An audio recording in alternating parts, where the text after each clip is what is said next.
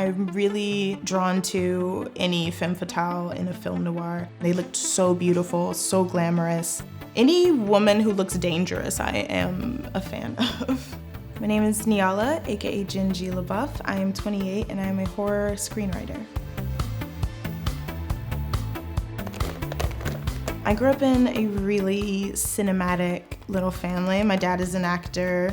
I kind of like to joke that my childhood was in black and white because I grew up watching things like Arsenic and Old Lace, St. Louis Blues, Touch of Evil. I love how femme fatales are kind of described as like spider women or a deadly woman. They're so much fun to watch with their sultry voices, their hair, the style, and also, you know, their tough as nails personalities because they had to be. They kind of came out of men's post-war fear of women re-entering the workplace. They were, you know, because of their gender, forced to navigate this dark city. As a person living with anxiety, social anxiety specifically, sometimes my own mind can kind of have, I call it like the cerebral dark city, where if the women of noir were navigating on-screen and off-screen dangers, then I feel like I sometimes have to navigate my own mind, and why not look good while doing it? Although my wardrobe is fairly small, I think that I have found a lot of really great pieces. I love the 40s specifically because I feel as though the clothing was kind of meant to be a bit more durable.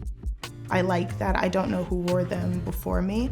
I feel almost a responsibility to kind of give it like a whole new history and a whole new life. For inspiration, I've kind of stopped looking at movie stars specifically all the time and have shifted more towards everyday Black women who were just existing during this time. Honoring the people who came before me through my personal style, I believe, is a really important thing and a really important step for me to do. I'm actually not able to dress like this every day yet, but when I am able to, it is kind of a meditative thing that kind of calms my brain down. It's a lot more steps than throwing on a pair of pants and a shirt and leaving.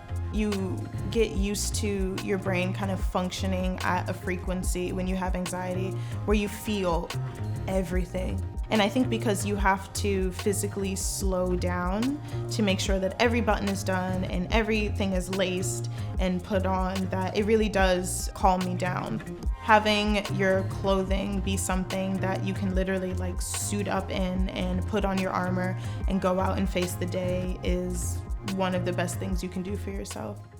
When I do have the full look and I am ready to go, I feel very put together, and so I'm able to kind of walk out and step into the world as my own character.